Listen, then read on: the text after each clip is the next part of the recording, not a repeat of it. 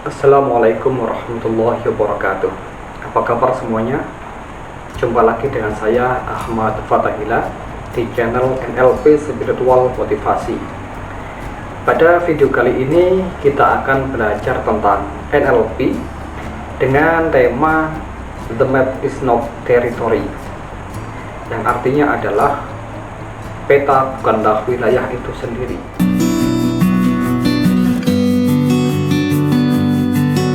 Nah, yang dimaksud peta bukanlah wilayah itu sendiri kira-kira apa ya?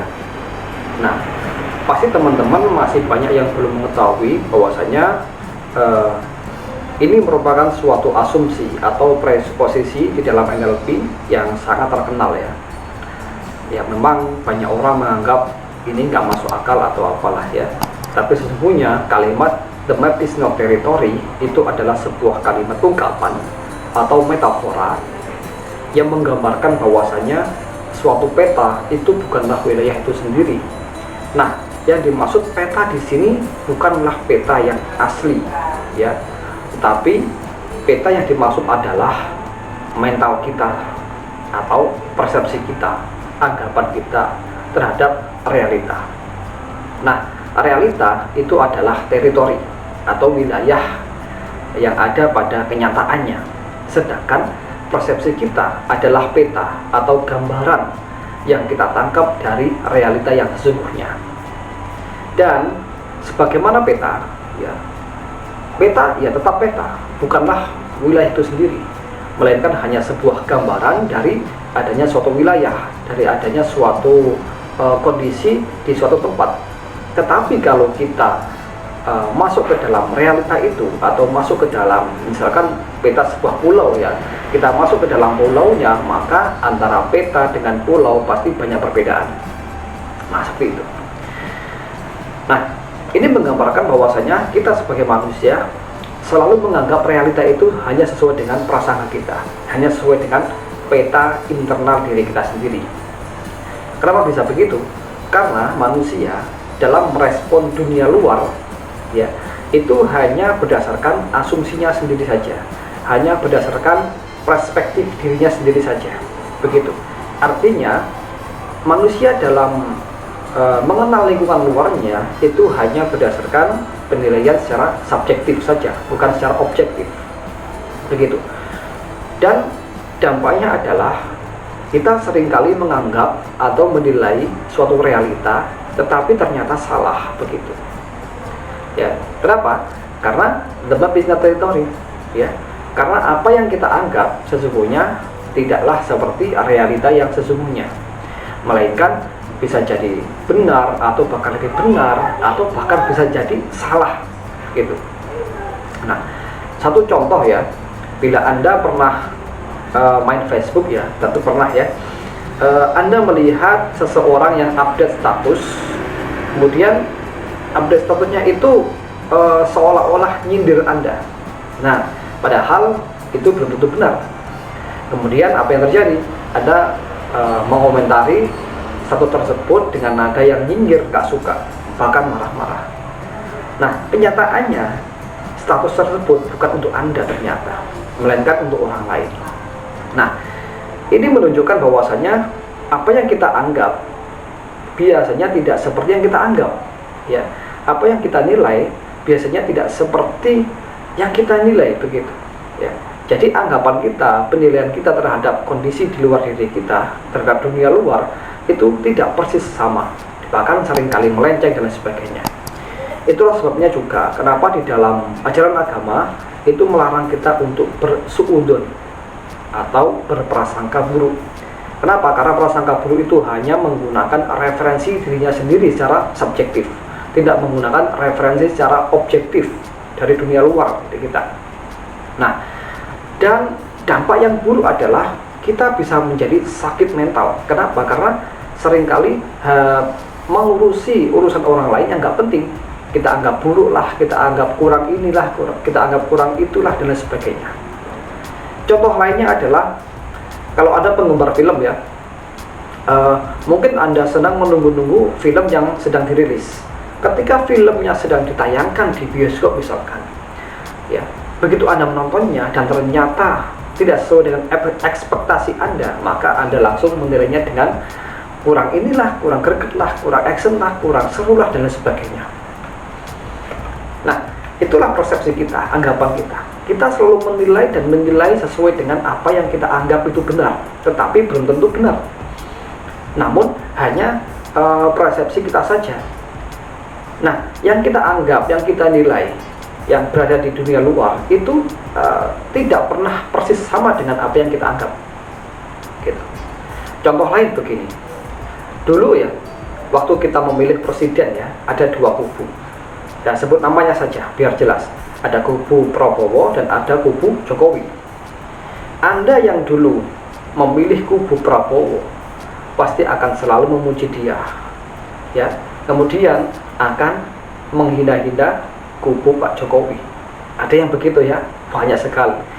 Sebaliknya, Anda yang berada di kubu Pak Jokowi selalu memuji-muji Pak Jokowi, tetapi selalu menghina, menjelekkan Pak Prabowo. Bahkan itu saya pernah saya pernah menemukan majalah kecil yang isinya hanya menjelek-jelekan salah satu kubu saja. Dan juga saya menemukan buku kecil ya yang isinya menjelekkan satu kubu saja. Wah, ini parah ini. Pokoknya dicari jeleknya saja. Begitu.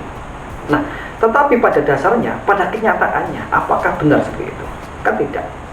Itu kebanyakan hanya anggapan kita saja, persepsi kita saja. Kita hanya merespon dunia luar berdasarkan internal map kita sendiri yang ada di dalam kepala. Gitu. Bisa jadi benar, bisa jadi salah. Tapi menurut saya banyak salahnya. Bahkan lucunya, dan sekaligus ini menarik, kalau salah satu paslon itu berbuat jelek, akan dianggap baik. Atau kebalikannya, kalau paslon itu berbuat baik misalkan, tetap aja dianggap jelek. Pasti begitu. Kenapa? Karena sudah terlanjur membencinya atau sudah terlanjur menyukainya, begitu. Dianggap pencitraan lah, dianggap apalah, dan lain sebagainya. Itu adalah suatu penilaian yang buruk. Padahal pada kenyataannya, ia tidak tentu benar, bisa jadi salah, begitu. Ya memang inilah persepsi manusia itu ya. Persepsi manusia itu selalu menilai sesuai dengan apa yang dia pahami saja, bukan sesuai dengan realita secara objektif, melainkan hanya sesuai dengan peta internalnya sendiri yang subjektif, seperti itu. Nah, jadi inilah makna the map is not territory. Peta bukanlah wilayah itu sendiri, ya. Apa yang kita anggap benar belum tentu benar, dan apa yang kita anggap buruk belum tentu itu buruk. Bisa jadi sebaliknya. Nah, maka PR kita adalah kita harus bijak ya, menilai dengan bijak, melihat realita secara objektif, ya. Bahkan tidak terburu untuk menilai seseorang, ya. Kenapa? Karena bisa jadi itu salah, ya kalau benar. Tapi kalau memang salah, ya, nanti malah berbalik pada diri kita sendiri, seperti itu. Nah, jadi the map is not territory ini dijadikan landasan asumsi di dalam NLP untuk bisa menangani klien, untuk bisa melihat realita, untuk bisa membantu diri kita akan menjadi orang yang lebih baik, begitu. Ya. Contoh kasus ya dalam menangani seorang klien, ya kita sering kali ketemu dengan orang yang misalkan dia marah-marah dan sebagainya. Tentu kita sebagai coach, sebagai terapis, kita nggak boleh dengan gampangnya menilai dia seperti itu. Dia pemarah kayak, dia pemalu deh, atau apa kan. Tapi harus berpikir yang objektif agar kita mendapatkan data yang jelas, yang real, seperti itu. Atau kalau kita ingin menjadi seorang yang punya prestasi yang baik, maka kita dalam menilai keadaan, entah itu kegagalan ataupun hinaan orang, nyinyiran orang dan lain sebagainya, maka kita tidak perlu terburu-buru menilai jelek pada keadaan. Kenapa? Karena keadaannya sebenarnya belum tentu sesuai dengan apa yang kita bayangkan, belum tentu benar sesuai dengan apa yang kita pikirkan, seperti itu. Nah, jadi inilah dunia internal manusia, dunia pikiran manusia, di mana pikiran kita selamanya tidak selalu benar dengan penilaian yang ada. Pasti ada salahnya, pasti ada benarnya, dan lain sebagainya. Dan bagaimana caranya agar kita selalu bisa menilai seseorang atau menilai keadaan dengan benar?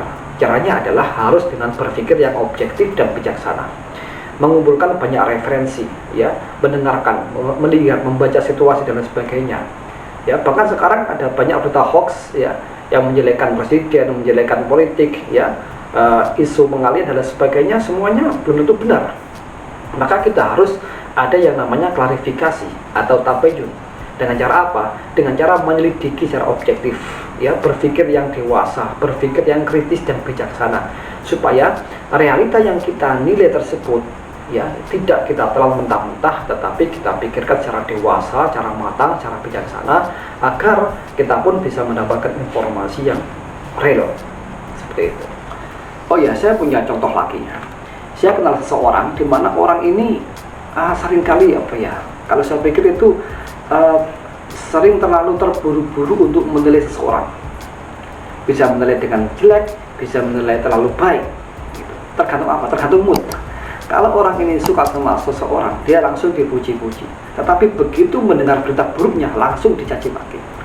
Ya, meskipun orang ini katakanlah apa ya, sudah jelas-jelas orang baik, tapi kalau orang satunya ini nggak suka, dia langsung menjudge orang ini jelek.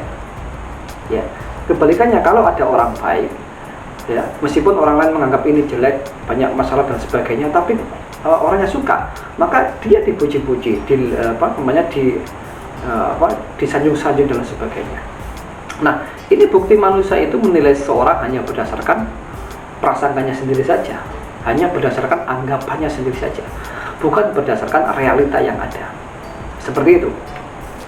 Nah, contoh kasus lagi gini, misalkan seorang guru ya, dalam menilai siswanya, ada siswa nggak bisa pelajaran, ada siswa minder, kemudian dikatakan bodoh, padahal belum tentu dia bodoh, ya kan? Nah, kita sebagai guru harus bijak. Ini khusus yang berprofesi guru harus begitu. Harus bisa melihat anak didik itu secara objektif, tidak serta-merta kita menghakimi anak ini bodoh, anak ini nakal dan sebagainya. Tapi kita harus menilai secara objektif, secara real, secara dewasa, begitu. Nah, begitu pula kalau kita misalkan kita membuka usaha, kemudian kita punya pesaing, ya kan? Pesaing kita mungkin modalnya lebih besar, produknya lebih bagus, ya kan, pemasarannya semakin lebih luas, maka kita pun tidak boleh pesimis hanya melihat realita itu. Padahal pesimis itu hanyalah anggapan kita saja, begitu. Artinya kita bisa menjadi lebih baik, bisa, kita bisa mengungguli dia juga bisa, seperti itu. Nah, dalam hal apapun ya, kita harus bisa berpedoman pada the map is not territory ini, supaya apa? Ini sebagai sekaligus bisa menjadi motivasi diri kita agar kita tidak mudah menjustis, menilai diri kita sendiri ataupun orang lain, keadaan realita dengan tanda kutip buruk, tetapi kita pikir terlebih dahulu secara dewasa, secara real, secara objektif, agar kita bisa menilai keadaan dengan lebih sehat, seperti itu. Nanti yang untungnya tentu adalah diri kita sendiri, begitu. Oke, jadi inilah makna dari the map is not territory, yang merupakan asumsi atau presuposisi yang amat penting sekali di dalam NLP. Dan kalau kita bisa menerapkan, bisa menjadikan pedoman asumsi ini, maka kita bisa, ya insya Allah kita bisa menjadi orang-orang yang lebih baik, begitu. Tentunya menjadi orang yang lebih dewasa, menjadi orang yang lebih bahagia, menjadi orang yang lebih sukses. Amin. Nah, terima kasih sudah menonton video saya. Jangan lupa Anda subscribe terlebih dahulu agar nantinya Anda bisa mendapatkan notifikasi dari video-video saya yang terbaru. Dan dengan subscribe artinya Anda mendukung channel ini berkembang lebih besar lagi. Terima kasih. Sampai jumpa. Assalamualaikum warahmatullahi wabarakatuh.